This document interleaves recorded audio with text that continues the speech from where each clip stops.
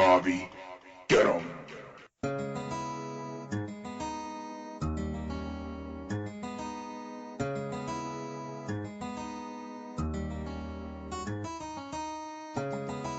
It's a Brave Talk Radio exclusive here on ToniEmehel.com. We're going both deeper and wider as we discuss the intricacies of relationships. So let's join the conversation. It's already in progress with author Colin Tate, Latonja Worsham, and yours truly, Toni Emehel. Is this your man? Author Colin Tate. Welcome, Colin. How are you doing? I'm doing wonderful, ladies. How about you? Oh, we're doing good. And we got a guest, too, Tressica. Welcome. Thank you. Glad to have you. Today we are going to basically talk about the 6 types of men with Colin Tate, and also we're going to highlight the different characteristics of these men. So, Colin, we've got 6 types of men. I know there's probably about 15, really, altogether, but we're going to go into some detail and kind of break this thing down in nuggets as we go along. And, of course, you know, the one I've always talked about was the total package, but I saw a video, and that video, Toni, that video was the bomb with Tressica on it, with her talking about the baby boy. Can we start there? Colin, help us out. The baby boy, give us that definition. All right, so the baby boy, it simply represents a grown man that refuses to grow up. And I always tell women, please do not confuse a baby boy with a mama's boy. A mama's boy, the only problem with a mama's boy is that he puts a woman, his mother, first before any other woman. However, the baby boy looks for women to take care of his financial needs. He has a hard time keeping a job. He's the type of man that will go from house to house. His living arrangements are always shaky. He uses his good looks and great sex to get women to take care of him. Now, the mama's boy has no problem keeping a job. Again, he just puts his mama before everybody else. But a mama's boy won't be that disrespectful. Now, baby boy, because he feels entitled, he has no problem cursing his mother out just like he would the woman he's dating. So the baby boy is a guy that feels entitled. He is a man that sometimes women consider the man to have potential.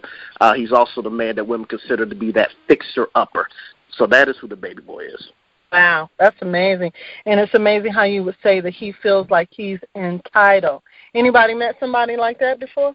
I have. Let's talk about it.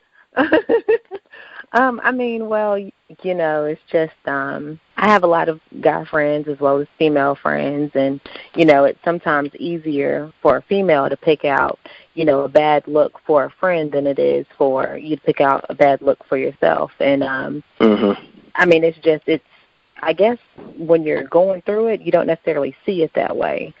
So, in hindsight, you see everything, but you don't really see it, you know, when you're first going through it. But, yeah, there was a guy, I mean, he seemed like, you know, he just was kind of rough around the edges, maybe just needed a little, you know, polishing to get him where he needed to be. But, you know, everything, the disrespect, the, you know, the feeling entitled, as you put it, you know, it's just funny that you start to see that in people that you notice every day. Yeah.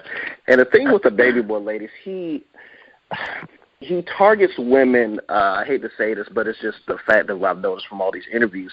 He targets women who have some form of sometimes a self-esteem issue, and I'll tell you why. He does try to talk to women who usually have their stuff together, women who have their careers together. The problem is when he goes after women he is usually drawn to that also have their careers together, they usually look at him and say, well, you don't have your stuff together, so they move on. And so I've always noticed the women that tend to attract or put up with a baby boy, I may look at them and see that they are absolutely beautiful, but for some reason they don't see that in themselves. And that's something when I interviewed David for the book, he always talked about that that was one of the common denominators is the women didn't have a high enough self-esteem, so they tended to put up with more of his crap because of how good he looked. Again, I'm not sure if that was your case, but that's something I've always noticed with some of the women that were drawn to these baby boys. Wow. Yeah. Well, let me say this, you know, because I think one of the critical things you said is that this baby boy, women will often see him as a fixer-upper because he has potential. How do you distinguish as a single woman, as a single again, just getting back in that market of dating? How do you distinguish that fixer-upper from the man of your dreams who has goals, okay, who is working toward achieving those goals, just hadn't quite achieved them yet? What is the difference, and how do you differentiate between that fixer-upper mentality versus standing by your man and together working toward goals to develop a future together? Because I think that there's probably a thin line, but there's some correlation there. Mm-hmm. Yeah, that's a great question. I'm so glad you asked that. So here's the difference. One of the things I've quoted in my book is when you reach a certain age, a man should be in a position where he is able to provide for himself. I believe I said it was 25 or 26. Unless this man is still in grad school, pursuing multiple masters, pursuing multiple doctorates, he should be in a position where he is able to provide for himself. So what happens with a baby boy when he meets these women, in the beginning, he seems like a very charismatic, very intelligent, very smart person, but he also has to give you what we like to call a backstory, to give you some explanation to why he's in the situation he's in, whether he's living with 2 or 3 roommates, whether he's still living with his mother, what have you. So you have to use your judgment there. And also, I always tell women, when you're dealing with men, always follow your instincts and ignore your emotions. The instincts, in my opinion, are God trying to speak to you, trying to warn you, trying to give you those hints of those red flags. But the emotions want us to ignore it. So if you're running into a man that is, I'm not sure how old the young lady is. It doesn't necessarily maybe apply. But if you're meeting a man that's in his 30s and his stuff is not together, minus something tragic in his life, minus his house burned down, minus, he lost his house in Katrina, I don't know. But if he's just feeding you these excuses, or I lost my job, or things of that nature, I'm sure a lot of us listening have lost our jobs. I've lost my job before, but we've been able to bounce back. So if he's at a certain age and he still hasn't gotten it together yet, these baby boys usually have these dreams of grandeur. They want to be musicians, they want to be athletes, they want to be rappers, they want to be writers, they want to be, try these get rich quick schemes. They just have a tough time doing what most of us do, those normal 9 to 5. So that's always one of those signs. If you notice, he has a hard time holding the job, but he always has those dreams of grandeur, of owning his own business, and that dream has been going on for the last 5 or 6 years. Right. That's awesome, and that's interesting, too. And let's move on to another one, since we've got 5 more to go. Let's talk about Wait a minute. I want to talk about, if we can, just give a little more conversation to that tough time doing the 9 to 5. Why is it that these baby boys have a tough time doing the 9 to 5? Great question. I'll tell you, it starts when they're young. A lot of the baby boys who I encountered who wouldn't interview with me, or at least wouldn't let me actually put it on paper, the common denominator is they grew up in a family where their mother, father, most likely their mother, enabled them. Anytime they would get into trouble, anytime they would have issues, the mother would always make excuses, or the parents would make excuses for their excuses, or bail them out of the situation. And so what happens is the mother, because they are the parents, they're raising their child out of guilt. They are subconsciously teaching him indirectly that people are, in this case women, are supposed to take care of him. So he grows up with this entitlement. He grows up with this you owe me something attitude. And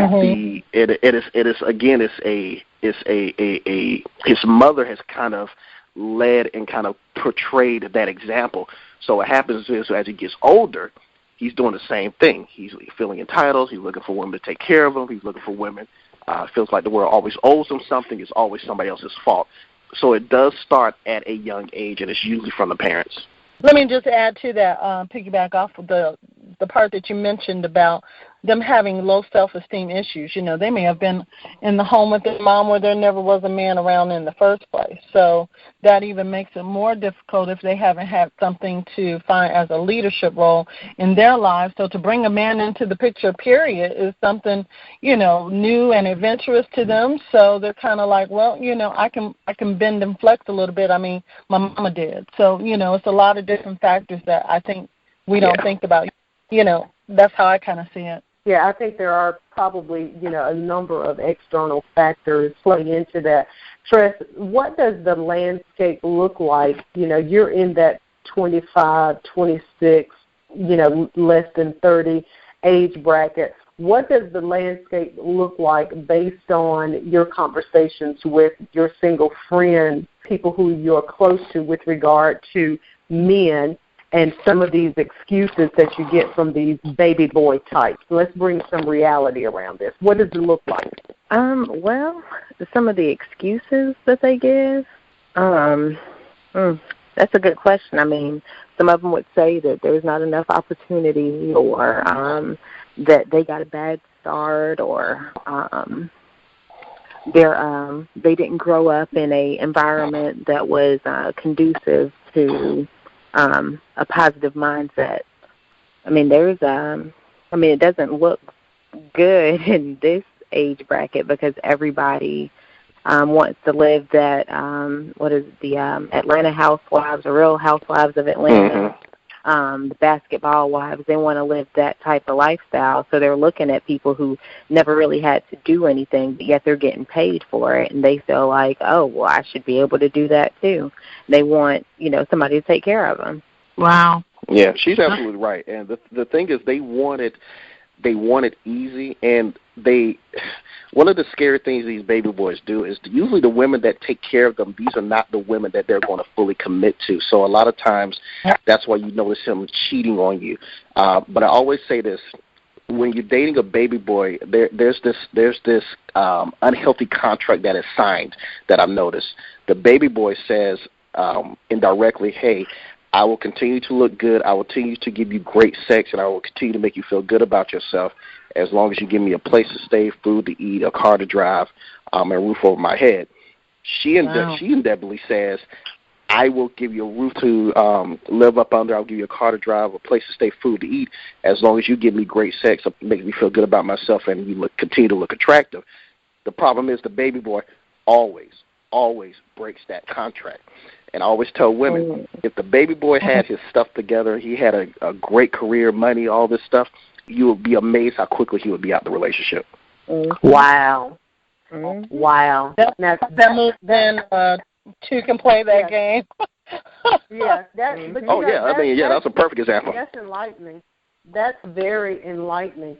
One of the things that people with low self-esteem do is that they try to, in order to make them feel better about themselves, they try to wield the hand of destroying the self-esteem of the person who they are with. Is that a characteristic with the baby boy, i.e. trying to make their partner feel guilty that they were raised perhaps in a better, more fluent, with training, mentoring, and rearing type of household than they were, and so because of those reasons, you know, I didn't grow up in that same environment, so you should have pity on me? Well, they do use that when finally the woman backs them in a corner, because at some point the women who are dating the baby boy, they do get tired of the jobless situation, the fact that it's 3 o'clock in the afternoon, you're still on the couch, or why haven't you got your stuff together, or why haven't you taken care of your kids, things of that nature. So when he's pushed him back into a corner, he does try to bring out all those excuses about why he's in a situation he's in. But I always tell women, please don't buy our excuses and don't make excuses for our excuses. A man's self-esteem is tied into what he does for a living and how much money he makes. If any of you ever dated a man and when he's lost his job, he's just not the same. But when you're dealing with a baby boy who is comfortable in that situation, it is generally because he was raised and taught that somebody will be there to pick him up when he falls. Yeah, he was used to that pick him up when he falls. That's why.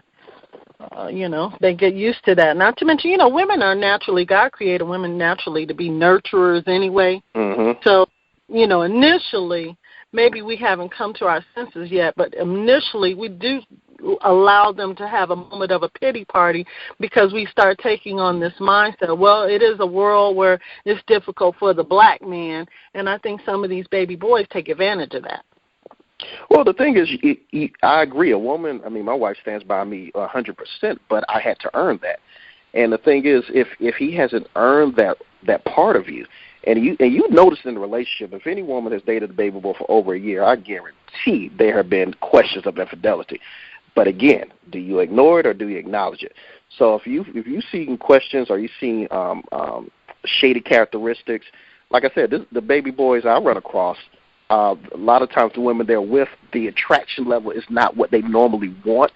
So a lot of times these men do fake the orgasms with the women they're with. So there are a lot of things that are tied into how this baby boy operates. Mm. So what happened right there? Lord have mercy. Okay. So Tress, what was your red light that just went off? Well, no, it was one of those flashbacks. It was a situation that I did get out of, but I was young. I was 19 at the time, but literally everything that just came out of your mouth was like the whole scenario from the beginning to the end. And then it's a shame. I'm having to coach females that are going through the situation now out of it. Yeah. Yeah, I can believe that. What happens when you fall in love with the baby boy? Is there hope? You asking me or you asking the young lady? No, I'm asking you. You the relationship expert here. You there? Does the baby boy ever grow up? Does the baby boy? Well, what this is what I always say. I like to call myself a coach. Expert means I know it all every day, every week, so I can still learn. So your question is, can he change? The thing is, yes, he can change, but he will not change with the person he's with. And so I want every woman to understand that when whoever he's in the midst of the relationship with, he's not going to change for you because there's no motivation to change. He will have to go through 3 or 4 or 5 or 6 more women in these scenarios before he finally decides to maybe say, you know what, let me do things my own way. Because the baby boy also wants a great relationship. He doesn't like having to sacrifice something. Again, the women who date a baby boy want an attractive man, but they got to sacrifice the fact that he doesn't work. The baby boy wants a great woman that works, but he has to sacrifice sometimes that she physically what he wants. So everybody wants what they want, and at some point you're going to get sick and tired of being sick and tired and being sick and tired. I got one young friend who dated a baby boy for 10 years. 10 years. On and off, and this guy has had children on her. I think he has 8 kids during their relationship, and she finally woke up, but she woke up after having 2 kids by this man, and now she's stuck. So that is just one of the reasons I wrote this book, is to help women like this young lady who just said she has friends that are going through the same thing. This book, I'm hoping that once they read how these men really feel behind closed doors, because every woman who's dating a baby boy, this is how they feel behind closed doors. This is what they're telling their friends. And once women hopefully see how the men really, really feel, it will motivate them to change. It will motivate these women to say, you know what, let me get out and let me work on myself. Because the real question is not why the guy is doing it. Why are you tolerating it? Wow. Why are you tolerating it? That's good stuff. Yeah, that's good stuff. Listen, we're going to go to a break. We just finished talking about the baby boy, and this is featured in Is This Your Man, the book, the anthology written by Colin Tate. This is good stuff, and really what the book is about is meeting 6 types of men that women should avoid dating if they want a healthy, sustainable relationship. We're talking about having the wisdom, the foresight, and the discernment to be able to create a healthy and sustainable relationship for yourself that could lead to marriage. Yeah, this broadcast is for the women, but men, don't sleep on this information because we're pulling your trump cards today. Exactly. Yeah. Yes, indeed. Today. So listen, we're going to go to a break. We'll come back and we'll talk about yet another type of man that women should avoid if they want to develop and build a sustainable relationship that could lead to marriage. Stay with us. We'll be right back. You are listening to Brave Talk Radio at ToniEmehel.com.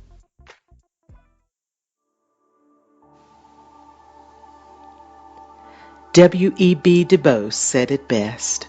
Our deepest fear is not that we are inadequate. Our deepest fear is that we are powerful beyond imagination. It is our light more than our darkness that scares us. We ask ourselves, who are we to be brilliant, beautiful, talented, and even fabulous? But honestly, who are you not to be? You are a child of God. Small games do not work in this world. For those around us to feel peace, it is not example to make ourselves small. We were born to express the glory of God that lives in us. It is not in some of us, it is in all of us. While we allow our light to shine, we unconsciously give permission to others to do the same. When we liberate ourselves from our own fears, simply our presence may liberate others. When the brave arise. An annual Women's Enlightenment Conference hosted by ToniEmehel.com. Today's broadcast has been brought to you by Next Level Plus Project Management and Business Consultants. Learn more about how Next Level Plus can help you solve the right problems and seize the right opportunities by calling 704-780-2997 or visit their website at nextlevelplus.org.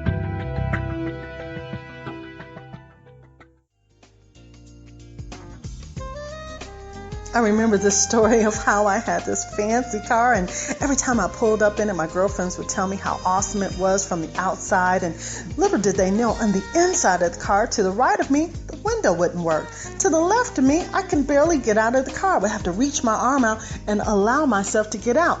Then suddenly, months later, the windshield wiper stopped working. Wow. Last but not least, the tires were just non-stop a problem, and then I had to have this imbalancing issue that was going on with my car. Let me tell you something. The Lord had to show me it's time to pull over to the curb and take a look from within. You know, he said, listen, you need to check some things out, little lady. Let me help you understand. You need to work on the inside out. The inside out. The inside out. You get it? You see, in Christ, he wants us to understand that in him we live, we move, and we have our very being. God wants the best for you. But see, you can't just look the part. You've got to be the part. And you've got to understand that God wants the best for you. So we have to work on the inner man, and then we'll look good on the outside. You got to take care of what's a mess on the inside, where there's imbalance, and God is not pleased when we don't walk by faith, understanding that we must trust in him with all that we have from the inside out. God bless you. This is Latonja Worsham with your empowerment today. Have a great day. Garvey, get 'em.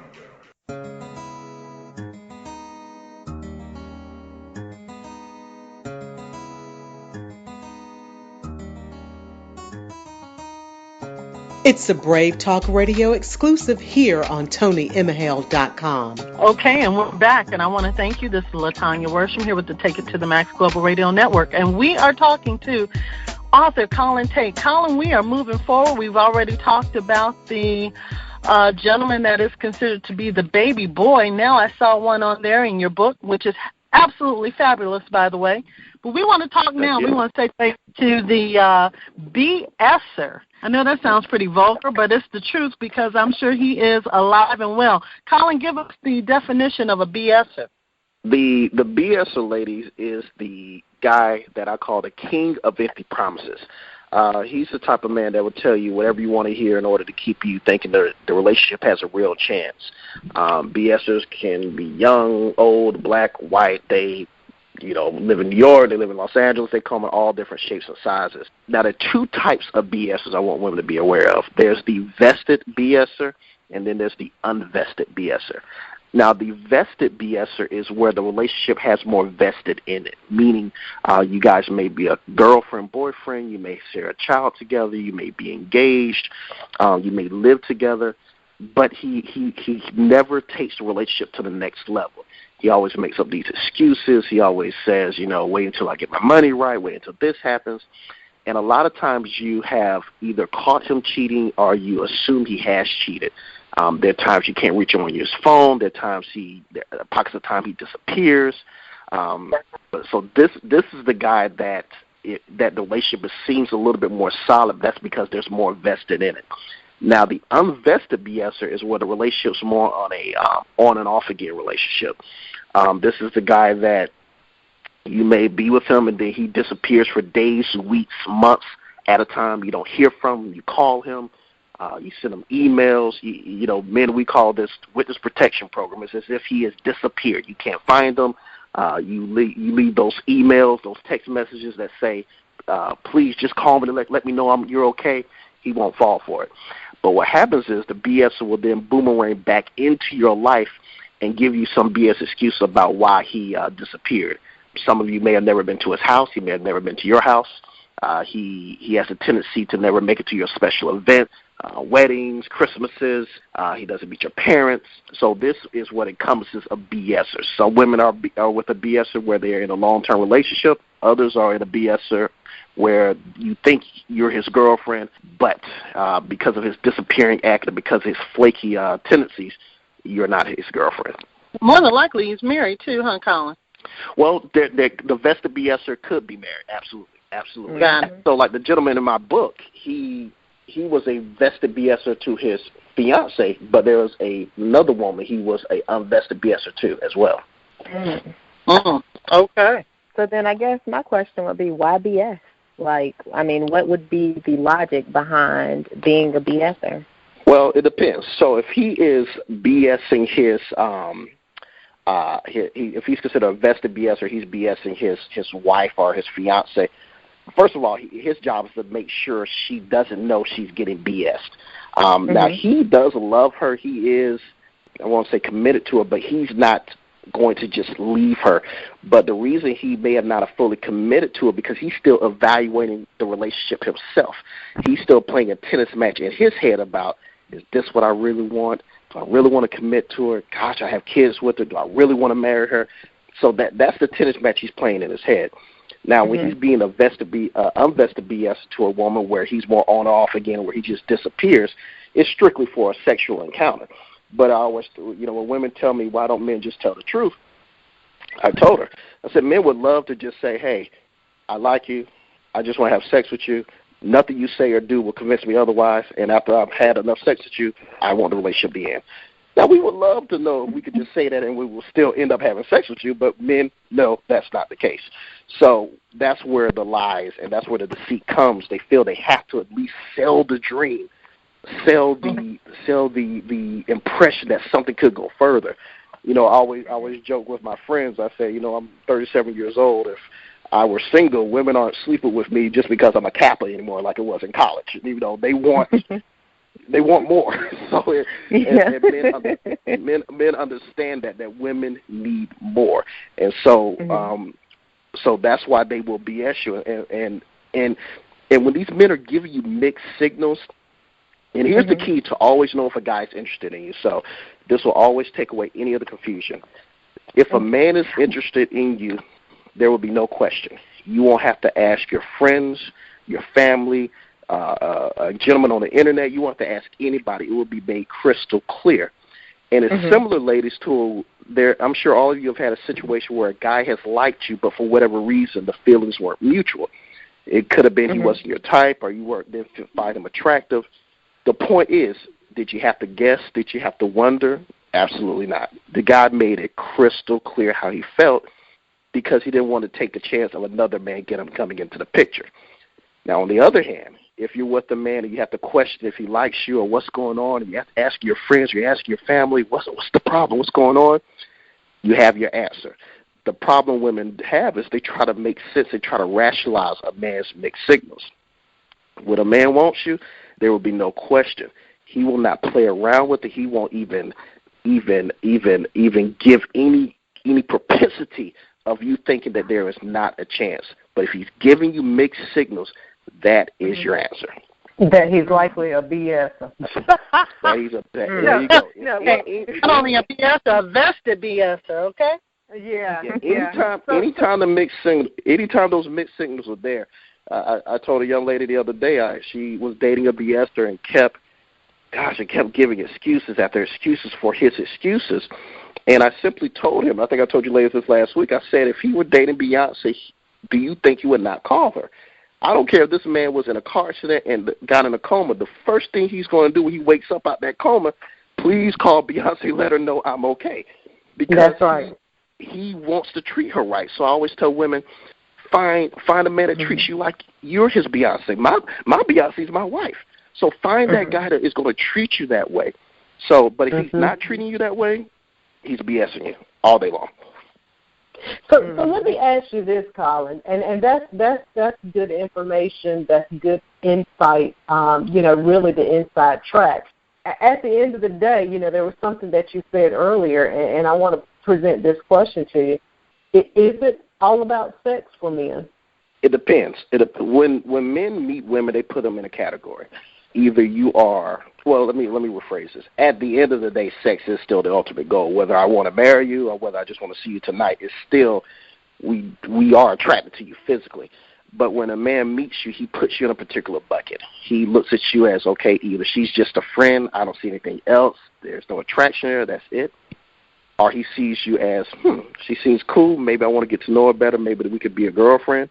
He sees you as maybe she can be a wifey material, or he looks at you as just a jump-off. And when a man will show you pretty quickly what category you're in. When I met my wife, the subject of sex did not come up in any conversation within the first month because I knew the type of woman I wanted, that's going to scare a classy, good woman away.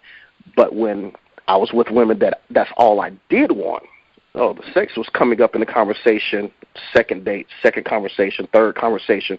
It wasn't aggressive, but just little subtle things that men do to kind of do what we call a temperature check, to kind of see how you're going to respond to this question. And if you respond in a certain way, we're thinking, okay, maybe I don't have to invest as much time as I thought. Because men already decide how much time they're going to invest in certain women. Okay, because that's a kind of a loaded gun there, a lot of information to even digest. So if I understand you correctly, when a man meets a woman, and we are talking for relational purposes, he's automatically thinking about minimum 3 categories that she could possibly fall in. So knowing that, of course, sex is the end goal, even perhaps in all of those situations, whether it be a casual sexual relationship or I want to build a relationship with you and marry you, and of course with marriage comes that ultimate relationship that includes sexual relations. Why is commitment so hard? Is it the variety, like I've heard someone term it before, the curse of variety is why I can't settle down? The possibility of feeling like you're going to be slighted in the pool of sex if you settle down with one woman. What's this problem and this stigma with commitment that's always attached, and particularly to black men? So are you asking, I'm hearing there are 2 things I can tell you. You have men who want to be committed but have a difficult time doing it versus men who just don't want to be committed. Which one would you like to know? I want to know both. I want to know all. I think there are several women listening to this broadcast that wants to know all of that and some more, however much you can empty out on this. Okay. Can I get an amen? Amen. Amen. All right, so here's the myth that a lot of women don't understand. Most men, and again, I'm getting a generalization here, and I'm sure there are some that don't fall into this, but generally speaking, most men know how to be faithful. We know how to be committed. We know how to be honest. We know how to be caring. We know how to call when we're supposed to call. We know how to be chivalrous. We know how to make sure to be romantic. The thing is, men simply choose who they want to treat right and who do they want to treat wrong. It's really just that simple. If you are not somebody we want to be in a long-term relationship with, he's going to treat you wrong. He's going to do those things he's going to not do those things that you long for. And again, it's not because he doesn't know how to. He just doesn't want to do it. So that same guy will turn around, and when he marries and meets the next one, treat her like the queen she is because he knows what to do. Now, you do have some men that still have all intents and purposes of being committed, but they still fall short. And I'm going to tell you what happens. When a man is, like, let me ask you, Toni, what's your favorite food? What's a food that you have that you know is not healthy for you, but you just can't stay away from it? Hot Takis. What's hot sake? What is it? Hot Takis. I think I've heard it pronounced taquito. Okay. We're just going to call it candy. I have no idea what that is, but we're going to call it candy. It's a corn chip. A corn chip. Okay. Let's assume that you're deciding you're going to stay away from those corn chips, but everywhere you go, somebody's trying to offer you those corn chips. You can say no one day, you can say no the next day, but one day if you're in the wrong situation, if you're going to a corn chip bar and you just had a bad day at work, and somebody says, "Here, you want some of the corn chips?" What do you think is going to happen? I'm going to eat them corn chips. You're going to eat those corn chips. Again, I'm not excusing what I'm about to explain. I'm just giving you the explanation. With men are like vampires. The thirst never goes away. I repeat, the thirst never goes away. You just men have to do things to make sure that thirst stays suppressed. Like you said with those corn chips, even at your healthiest, the craving never goes away. You have to do things to put yourself in the environment to be successful. So for the men that I've interviewed and myself who are successful in marriage, here are the keys that keep us successful. Number one, we do love our partners. We love our wives. We are dedicated to them. They're our best friends. Two, we make sure we do not put ourselves in the environment where we can be tempted. Now, do I go out sometimes with my friends every now and then? Yes, it's fine. Every blue moon I do go out. But if I went out every weekend, that thirst is going to start to get elevated like it was when I was single. I always got to keep that thirst at bay. And the third reason I'm committed is I have a healthy fear of God. I truly believe life is hard enough without me doing something that's going to force God to put roadblocks in front of me. So for men who do want to be committed, the thing is they always have to keep themselves out of eating those corn chips or stay away from areas where they can get those corn chips. Because the thirst, ladies, when a man is being faithful, trust me, the man is working consciously at it daily. It is a conscious daily thing that we are aware of every single day when we leave that house to make sure that we're not putting ourselves in certain environments, because that craving for that corn chip is always there. That's good information right there. Mm-hmm. It really is, because when you talk about that insatiable thirst that's ever present, and again, and I'm from the old school. I don't believe that if you're not married to a man, you have no business curing a thirst. Period. Mm-hmm. So once you get married, as often as he thirsts is as often as you should open the well and let him in. Yeah. Now. so yes, it's on at the Emehel house. Baby thirsty, it's time to give him a drink, okay? I don't want my baby running around here thirsty. There you go. Even if he ain't thirsty, I'm gonna give it to him. There you go. At least offer it, okay?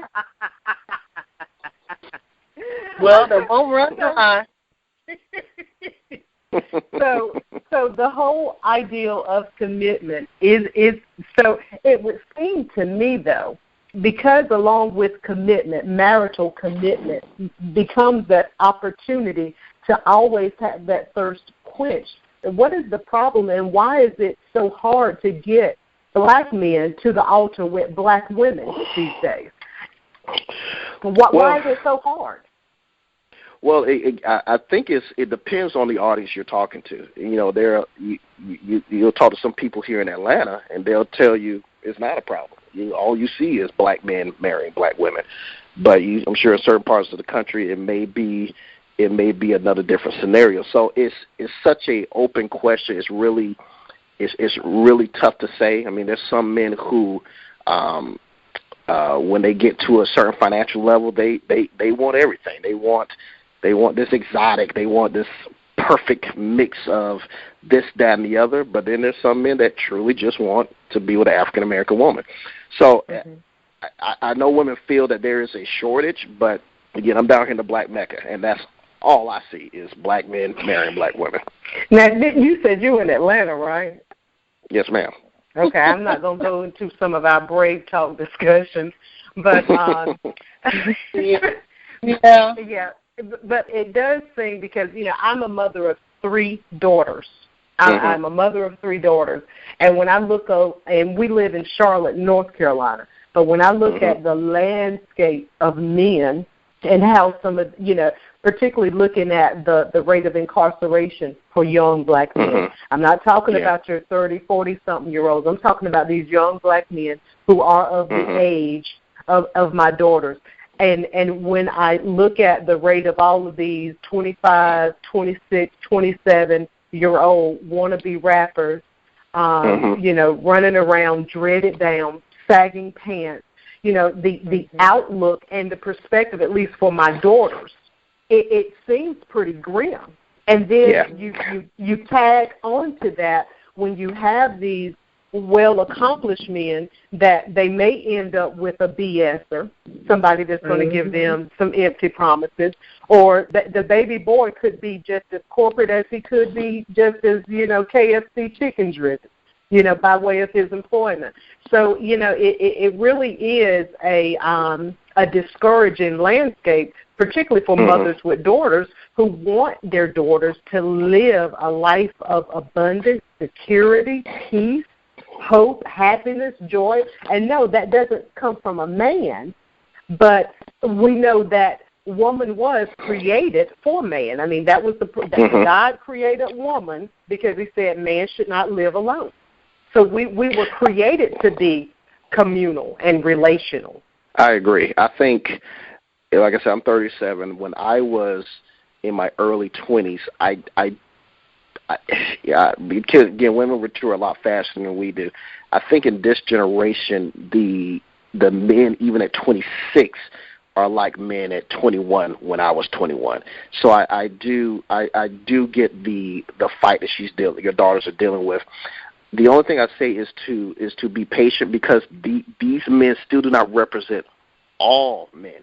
Now, will they be as attractive as some of the men they may like them to be? There's some good guys out there that do have great jobs that aren't sagging their pants, but they may not have the same swag as you want to say, or they may not have the same charisma.